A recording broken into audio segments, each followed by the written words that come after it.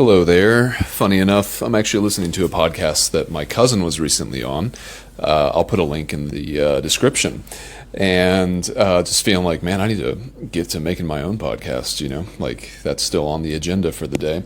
But yeah, really enjoyed listening to it. I'm not done quite yet, but I did take the transcript of it and put it into Notebook LM so I can listen to a podcast about his podcast. And I'm excited to share that with him. So deal with it. Today is Wednesday, October 15th, 2025. It's 7:24 p.m. I'm back at La Casa. Got a big, huge cup of decaf coffee, 24 ounces. I'll prove it. Yeah, that's good. And I just had a burrito from Speedy Burrito that was really good. And I have kept my sweet tooth at bay today, but that's not exactly true. So I guess I'll explain that in the chronology. But, today was actually a pretty chill day. I didn't even leave the apartment, or I don't know why I keep calling this an apartment. I guess, if I'm honest, this does kind of feel like the apartment I used to live in Atlanta, minus a kitchen, but generally speaking, I mean, I would have had my apartment much nicer than this. This is, it's not that bad, but the lighting is really bad, and I mean, I don't know, all of my furniture was found, so I can't really say I wouldn't have this furniture, but, my bed certainly wouldn't have a headboard with, like, weird flexible lights for reading. I don't read, for one, and I certainly wouldn't have a huge TV, but, whatever, it's all good. I've enjoyed my stay here. But yeah, man, went to bed really late last night. I was doing some grooming of myself. Always enjoy when I have like the opportunity to, I've been carrying electric shaver, like a beard trimmer, I suppose, really, with me for this whole trip because I enjoy manscaping and keeping my body looking in a certain kind of way. You know what I'm saying? And so that always takes a long time to do. Shout out to ladies who may or may not be subject to the idea that for them it is compulsory. Thankfully, I just get to dabble and dip my toe when I find it convenient and fun. But yeah, it takes a lot of time. And so I didn't go to bed last night until like 11:40, and I was like, damn, I really cannot help myself. As I've said a million times, anytime I'm indoors, it's just like there's always something to do. I mean, even tonight, I'm actually really looking forward to it now that I think about it. Finishing up my cousin's podcast, which would actually be a good name for a podcast, my cousin's podcast, and packing my bike back up. But we'll get to all that once we get to it. There's not a lot to report today, and that's fair. It was a chill day. I have been really kind of spending a lot of time poring over the logistics of what my next move is going to be. I've been very dissatisfied with Google Maps options for leaving Reno. Every time I look at it, I'm like, a lot of the roads that it's telling me to take sound like, one of the roads was called, I think it was called Lazy Dog Road. And the road itself, as I followed the line of it with the satellite view, just to see what kind of a line it would actually trace through the mountains and how close to 80 it would be, what passes I should expect to go over. I was just noticing that in parentheses, the road said closed in winter. And, I was just like, man, it's going to be like a dirt road that's like, washboarded out and probably has like, especially now that it's snowed, it probably has snow on it. And I'm just like, I can't be taking my bike on that. Like, I had sort of already committed to jumping back on 80, even though I was virtually certain that I wouldn't have to do that. But lo and behold, thankfully, I've had it confirmed twice today by two reliable sources, corroborated, my dude, that there is another option. And so I'll get into that soon enough. But yeah, I kind of just lazed about, I got up probably around 8, and I knew that there was a gas station next door, and that's another thing about this motel is that no coffee. They have coffee in the main office in the morning, but nothing in the room. And I was just like, I don't know. I don't really. After the first day, when I got here and the guy gave me a cup of hot water in a cup that explicitly said, "Do not put hot water in this cup," I was just like, how good could the coffee be? Even the cups are low quality. So what are the chances? So I went to the gas station next door, and they had my favorite kind of coffee dispensers, the ones that I've mentioned many times, that will actually grind the beans, or at least appear to, on the order. Certainly superior to Keurig, I would say. However, in a pinch, I will always happily accept a cup of Keurig coffee. I think it's delicious. So, got some breakfast sandwiches as well. Then made a hasty retreat back here and continued to chill. On my list of things that I wanted to do, I knew that I needed to actually put my bike back together and swap out the tires and replace the chain and generally prepare it for motion, because I needed to go back to the Reno bike project today. So that was really the big thing that happened on campus today for me. I decided that I'd also make a reel, because my friend Ben, who, shout out to my friend Ben, and shout out to my parents, and also shout out specifically to my dad with a caveated asterisk request that my dad, and anyone else interested who's listening, go check out my friend Ben Wills at The Real Ben Wills, I think, on Instagram. He's got a cool series of videos that put my hastily, shoddily composed reels to shame.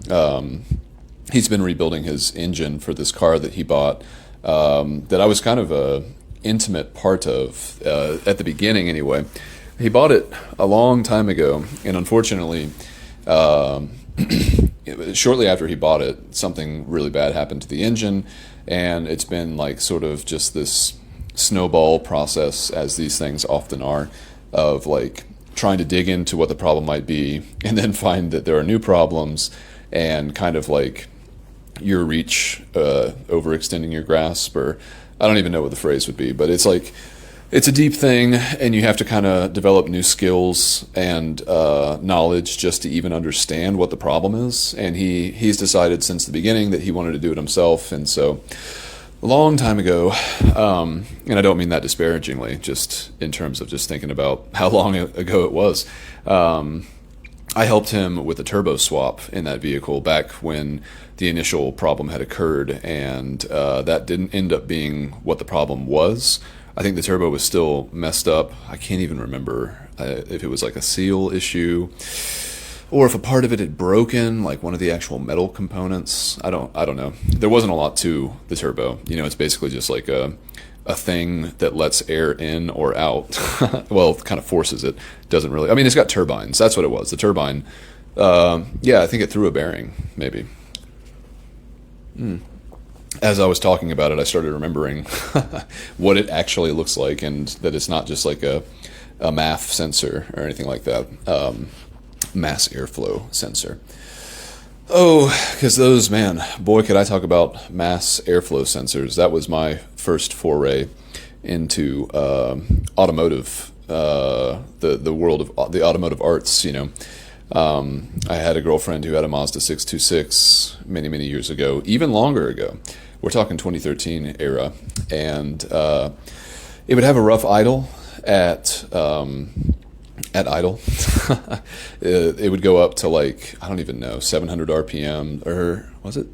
Man, it's been so long, I don't know. But whatever it was supposed to be at, it would kind of just gently rev, and the car would shake, and I think maybe sometimes it would turn off. I mean, maybe that did that a couple times. And so I did a bunch of research. This is back in early days of YouTube too. I don't even know what year Google bought YouTube, but this might have been prior to that acquisition, because in my memory, I'm I don't even think that there were commercials on the YouTube videos that I was watching about all this stuff, which is hard to believe, but 12 years can make a pretty big difference in the world of technology, as I often think about. But anyway, yeah, so, I did a bunch of diagnostic stuff, and I did not approach it very logically, the problem solving. I kind of glommed on to specific issues that videos had been made about, and then would just go kind of inspect that. It ended up that it was just the spark plug wires, which were, it seemed, the original spark plug wires. So they had like 160,000 miles worth of wear and tear on them. And so, despite the fact that I basically learned how to remove the entire air intake system and the fuel system, in terms of like feeding into the cylinders and everything like that, so that I could get to the intake manifold to ultimately replace the intake manifold gasket, it was something that was much, much simpler and much, much more obvious, and something that Occam's razor would have cut through towards the beginning of the slice, and not. I was maybe, if you think about Occam's razor slicing through something that's 12 inches long, I think I kind of dove into like the six inch area rather than doing the first 5 inches, which might have been more illuminating. I kind of, if I'm honest, if I can talk, I kind of wanted it to be hard. I remember the feeling of like enjoying the process of like, okay, this car is like sick, right? And I don't mean cool. And so there's like, I can kind of play with it because it's not like, as long as I at least put it back into the shape that it previously was and don't break anything during my disassembling or lose anything or otherwise mess anything up, like I kind of am empowered to work on this vehicle, because obviously my girlfriend is afraid that it's going to blow up. I don't think that that's the case, but I am curious about why it's making her feel uncomfortable. I don't want her to feel uncomfortable, so let's try to solve this problem. But yeah, my dude, I mean, that was a lot of fun. And that kind of general interest in cars was also the same kind of genre of feeling that eventually led me into fixing iPhones, which, I've always been an Android user, but iPhones, those screens be breaking, y'all. I'll tell you, of all the phones that I find on the road, anytime I find an iPhone, I should say most times I find an iPhone, it's like completely destroyed. The glass that they use on the front and the back, which I think putting glass on the back of a phone, don't even get me started. There was a golden day of phones, where they were primarily aluminum or plastic, something more durable and something less disruptive. I mean, is there anything more disruptive than like getting glass in your fingers when you're trying to handle your phone? Like, I don't approve of some of the aesthetic choices of these things. They're not supposed to be, like, I don't know, like, did people ever want like a TI-83 plus calculator that was like encrusted with diamonds or gold or otherwise had glass components in it? That it's just ridiculous to me. It's a bad application. And I mean, to be fair, I think my phone, my Google Pixel 9, I'm pretty sure the back of it is glass, but I don't approve. And I always get big cases that are clunky and bulky and durable and protective for my phone. So I've never actually broken a screen. I've never had any of my phones with like that kind of a condition. I haven't had a lot of phones, but I've also just never broken them. Well, that's not entirely true. I did throw my phone in the ocean one time, and I broke the back camera.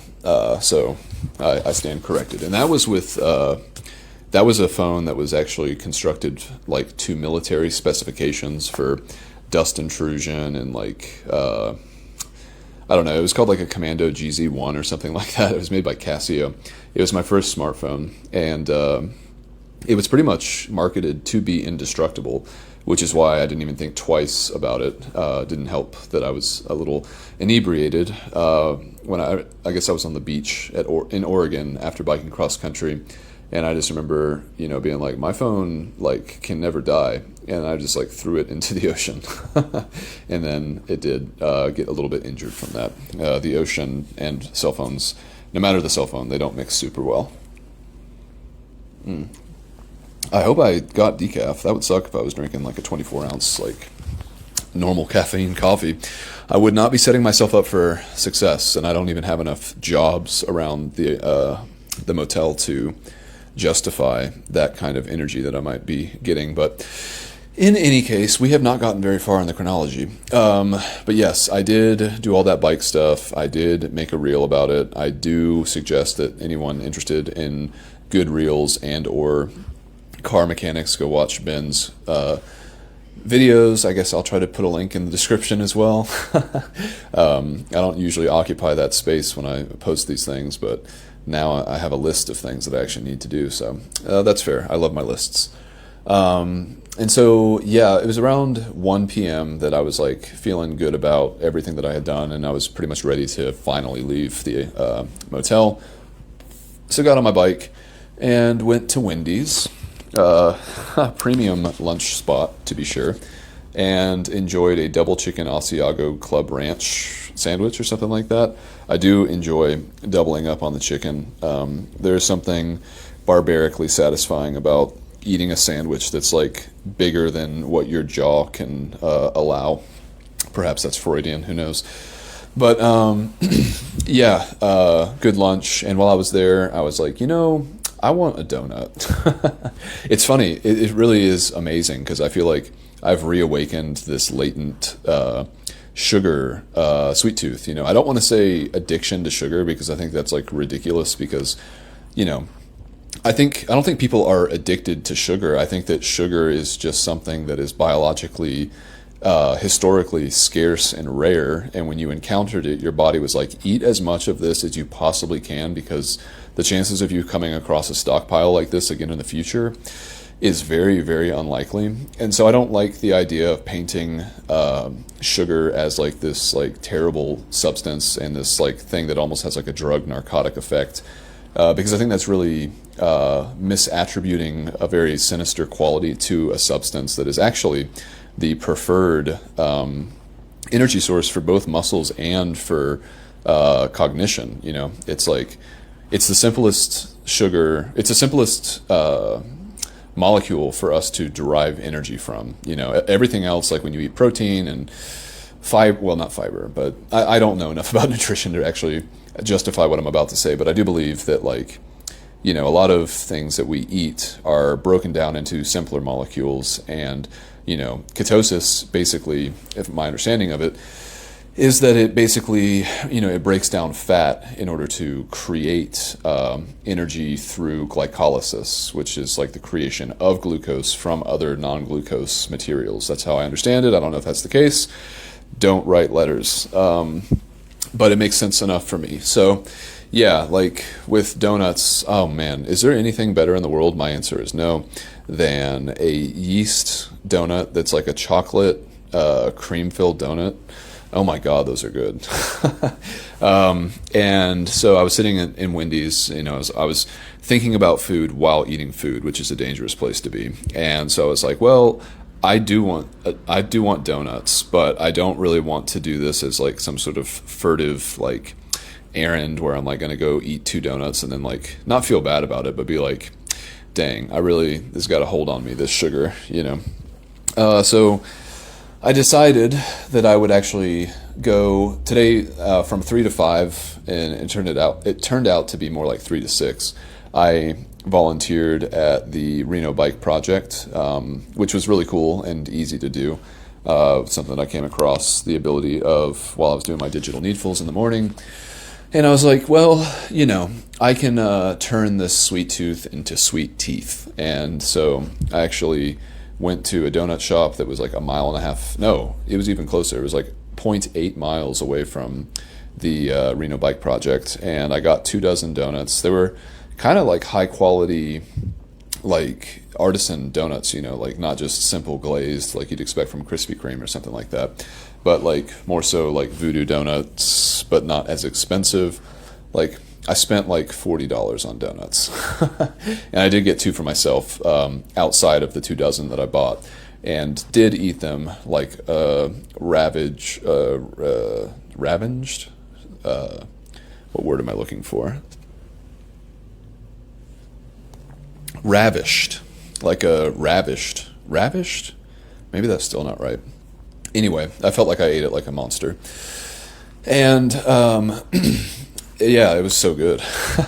But I was like, if I'm going to show up to this place and not really have any idea what kind of work they may have for me, I'd like to show up with like a little bit of a gift, and again, it gives me an excuse to eat some donuts. So got them 2 dozen donuts, showed up, and it was great. Like I enjoyed just being there and kind of absorbing the vibe, because again, like these bike co-ops, you can go there and you can just kind of float around. Like every type of person goes into a bike co-op in terms of the slice of life of bicycle rider demographics, like very serious, weight weenie, snobbish people to homeless people who aren't even articulate enough to understand. Like, I don't know, there's just like some guy that I overheard while I was there. I was just like, dude, what are you saying? And it was English, but I was just like, I don't even know what you're saying.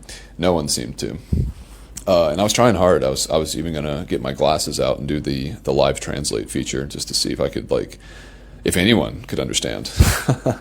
But yeah, it was great. The only thing that I really did, which I guess I'll make this the album art for the episode, the only direct thing that was suggested to me to do was to fill all of the tires for the 14 road bikes that were stacked on the second level of this showroom kind of area.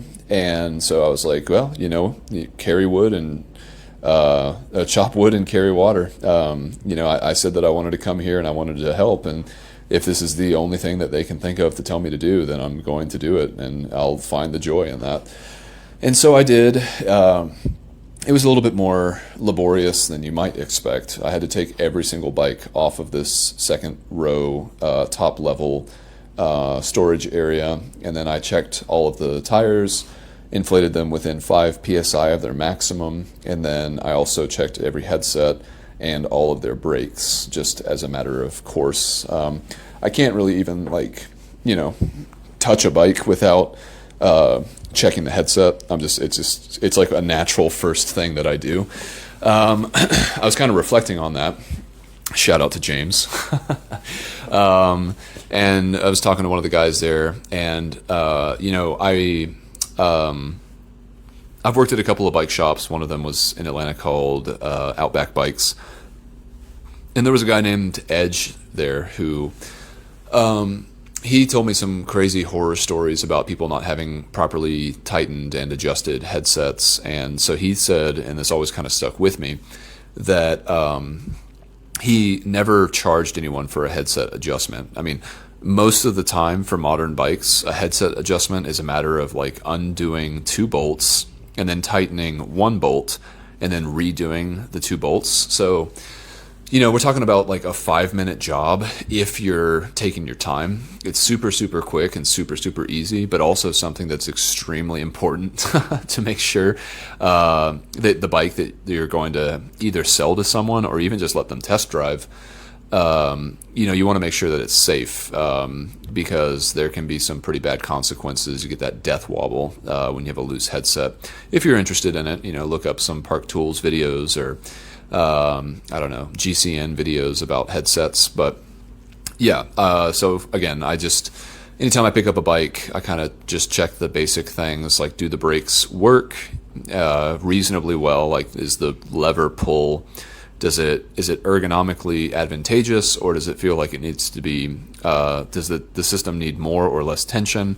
And most critically, are the brake pads rubbing on the rim? And so a couple of adjustments to some of the bikes. There was one headset that was loose, just a tick. You could just barely feel the 2 cups moving when you do the little test to see if the headset is tight enough, but enough to know that it needs to be tightened. So yeah, it was great. I met a great guy named Justin, talked to him a lot about music and mostly music. Yeah, we talked about Jaco Pastorius and a lot of, like, I don't even know what to call that genre of music, like Herbie Hancock. I don't even know. It's like jazz, but it's like, there's a part of me that wants to call it like acid jazz, but I don't know what the actual definition of that is. But that kind of feels right for the feel. Listening to it sounds like being on acid, maybe. I know that they definitely played some Al Di Meola. I recognized at least one song from an album or a band. I don't even remember which is which, but it was called Return to Forever. I think that might be the band name. Yeah, because I think the album name was Romantic Warrior. And the first song of that is just crazy.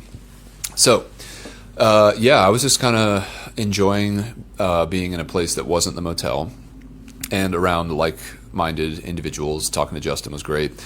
And so for an hour and a half, I kind of worked on all that stuff. And then there was a certain point where I was like, my bike still kind of creaks a little bit when I put down power on it's both sides, really, drive and non-drive. And so I was like, well, it's been a while. I think the last time, and I've talked about this in a previous episode, it doesn't really matter, but the last time I actually serviced my chainring bolts was when I was in Atlanta, which is a long time ago. And after confirming with Meta that like it's good to put a little bit of grease on your chainring bolts, I was like, well, I might as well, take the crank off, examine the bottom bracket, make sure it's still tight, make sure the bearings still feel smooth. And then I can also clean the areas around the crank arms that I can't get to when everything is installed in the bottom bracket. And I also took the opportunity to take the chain rings off of the crank spider and, clean everything up as much as I could. That's sort of a foregone conclusion and a fool's errand to hope that any of that stuff would really stay clean for any specific amount of time. But in any case, I was able to do that, and I'm happy to report that it seems like that sound is now gone. I won't really know until tomorrow when I have plenty of time to test it. But in my 9.5-mile ride today, after doing the work, I didn't notice the sound. So that's great. Also talked to someone who seemed to be the proprietor or one of the proprietors of the bike shop itself. I need to drink some water.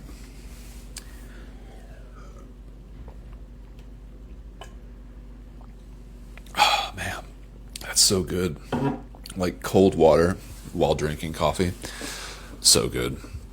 Anyway, yes. What am I talking about? Proprietor. Oh, yes. So, as to the route out of here, Google was showing me some terrible options, and I don't really want to get on 80 again. It was a terrible experience going from Fernley to here, and if I can avoid a similar situation, I would much prefer that. And I do remember when I was farther east doing route analysis and comparison that it did show me going through Carson City at a certain point, but as I got closer and closer and then ultimately into Reno, the route guidance kind of changed, I guess because Carson City going to San Francisco maybe is not the most direct way, given the technical available options. But I spoke to that man, God, what was his name? I don't remember. I heard them say it. Doesn't really matter, but apparently the best option, which was also confirmed when I went by REI tonight, is to go down to Carson City and then take something called like Highway 50 or something like that, across the Sierra Nevadas. So heard that confirmed multiple places by multiple people. And so I will not be doing whatever Google was telling me to do. I'll go to Carson City first, and that'll be part of my morning logistics tomorrow to figure out the best way to intercept that road with everything that I need to consider in order to get up and over the Sierras. But, it's going to be a great day tomorrow. I'm excited to leave respectfully and get back on the road. And now that I have this new guidance with where I should be going, where I should be heading, I feel a lot more confident and like it's going to be a good ride instead of like a really, really bad ride, which would be a shame, take 2 days off and then have like one of the worst days on the bike imaginable, which is what I think would happen if I took the Google route.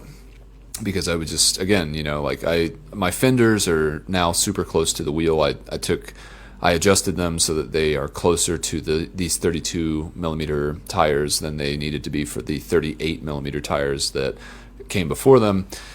And if the mud and the snow and the dirt and all that stuff, I mean, I would be going like 2 miles. I'd probably have to walk my bike, and I just don't want to do that.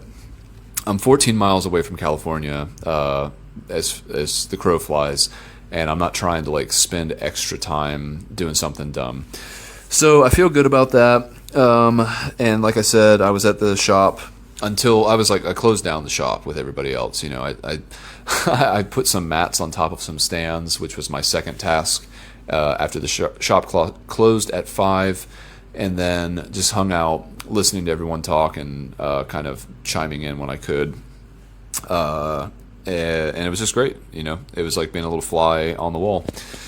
And then it was time to go home. You know what I'm saying? It was 6 o'clock. The sun was setting at like 6:05 or something like that. So went to the Speedy Burrito shop. I did have the prescience to realize that they're probably, where I was located at that moment, was probably going to be the most bountiful with food options. So quick Googling, and then found my dinner for the night, and came back here and ate it. And yeah, man, I'm feeling tired. I'm feeling toasted. I think that walk yesterday took a lot more out of me than I expected, but also I went to bed late. So, difficult combination for the old body. So I think I'm going to try my best to go to bed early tonight and be a good boy in that respect. But yeah, ate the burrito, was chilling. Then I remembered that I have to do this. So I was like, well, I set myself up for success. I have this coffee. I have the Zen. I got everything I need. Ain't nothing to it but to do it, y'all. So, with that, I cannot believe I've just talked for 30 minutes. So I'll leave it there for now, in the interest of keeping to my promises to myself. And we'll just say for now, love you, bye.